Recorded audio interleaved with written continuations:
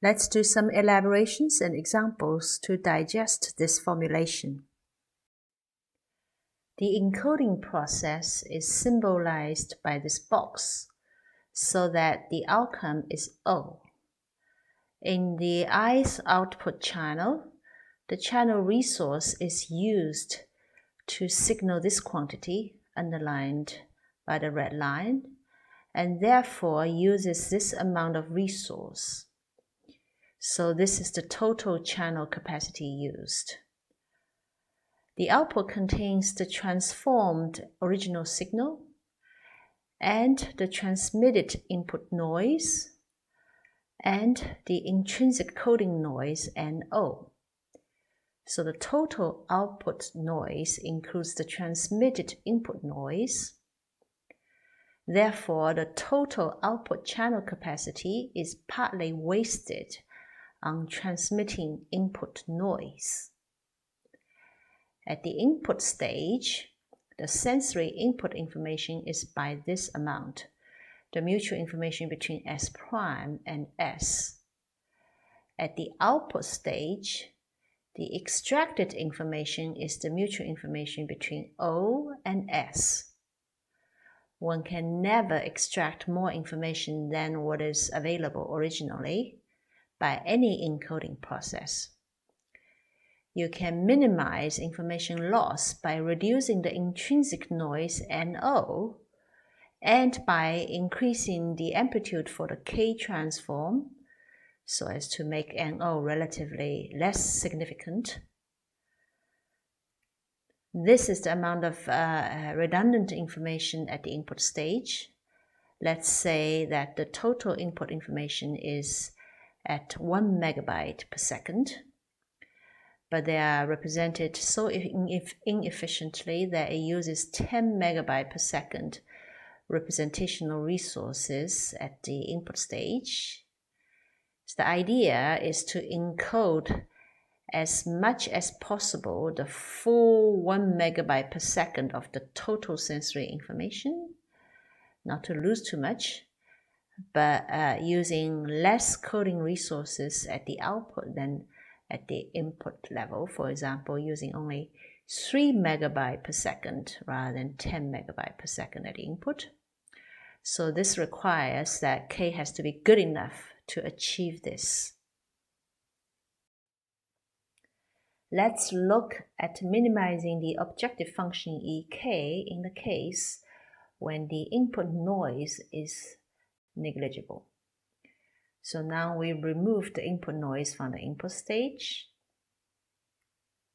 and we also remove it from the encoding stage, and we also remove it from the transmitted input noise from the output stage. And now we recall that this mutual information really is the difference between the entropy at the output, HO, and the conditional entropy, HO given S. This conditional entropy is now the entropy of the intrinsic noise NO when there is no transmitted input noise at the output stage. So this entropy is therefore a constant, and this constant is not dependent on exact form of this transform K. And so therefore maximizing IOS becomes maximizing this entropy.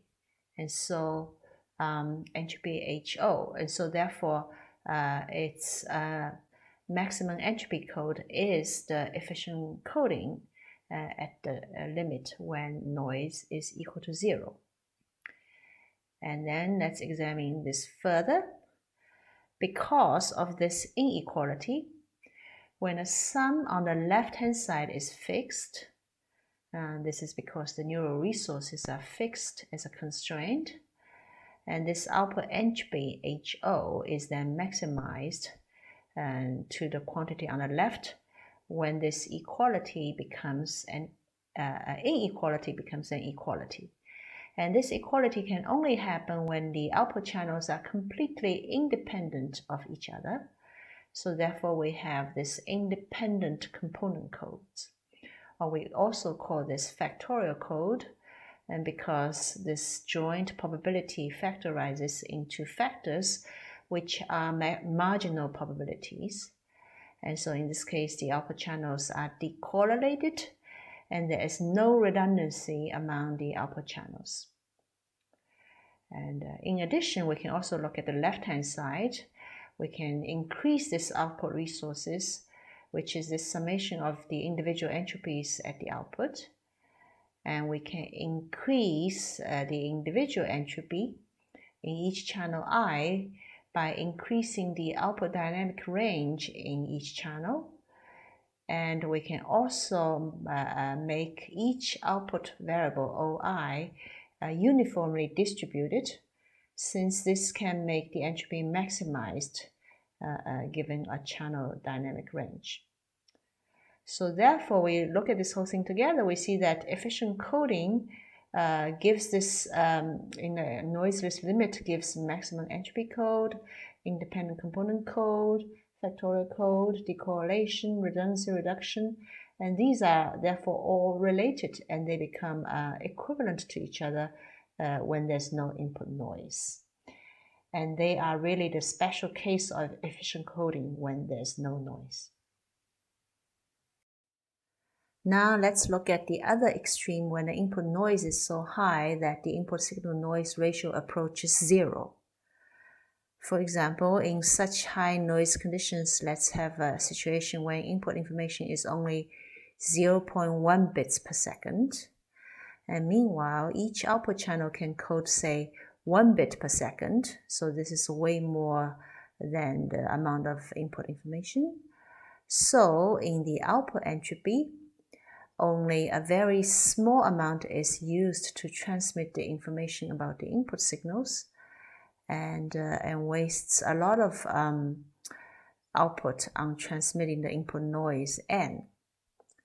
So let's look at the example when the two input channels S1 and S2 are highly correlated, and they have their corresponding input noises as N1 and N2, and these two noises are independent of each other.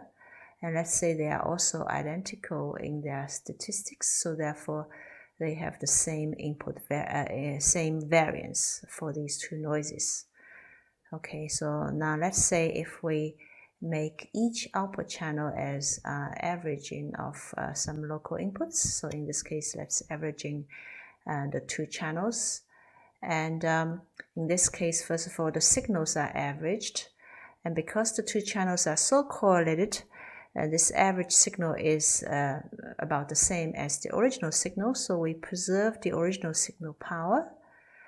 And if we look at the averaged noise, let's see how much is this noise. We can just calculate the variance of this averaged noise. In this case, this bracket actually denotes the ensemble averaging. Yeah. So let's calculate the noise variance by expanding into individual terms. And in this expansion, one of these terms is really the correlation between the two noises. And this correlation is 0 because noises are not correlated with each other.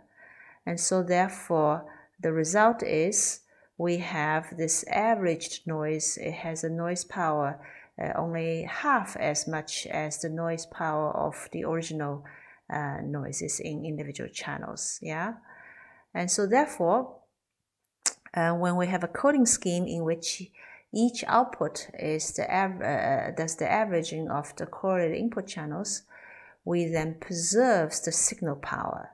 Okay, and that's very good. The signal is not lost. At the same time, we are also preserving the input redundancy, because if you average, S1, S2, it's something you average S2, S3, you still, the input redundancy is still there, and it helps. This redundancy helps the error correction. At the same time, we are also averaging out or smoothing out the noises, and so that this helps to reduce the noise power.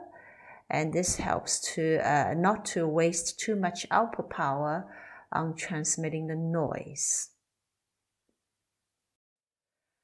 Therefore, efficient coding has two different strategies for these two very different signal-to-noise situations. When there's almost no noise, we have the independent component code or factorial code. And we do decorrelation to decorrelate the output channels, and we try to achieve redundancy reduction, okay, or eliminating all redundancies. However, when the input noise is very high, the strategy is to smooth or average input. So therefore, this way we actually preserve input redundancy, and we also smooth out noise. And later we will see that these two strategies actually emerge out from the same general solution for efficient coding. Now let's look at the neural cost. Often they are written as one of these two choices. The first one is the total output channel capacity as the sum of output entropies. And the other one is the total output power. The motivation for these costs is that it costs neural energy, costs a neuron an energy, a metabolic energy to increase its response or generate a spike. And of course, it also costs to maintain a channel transmission capacity.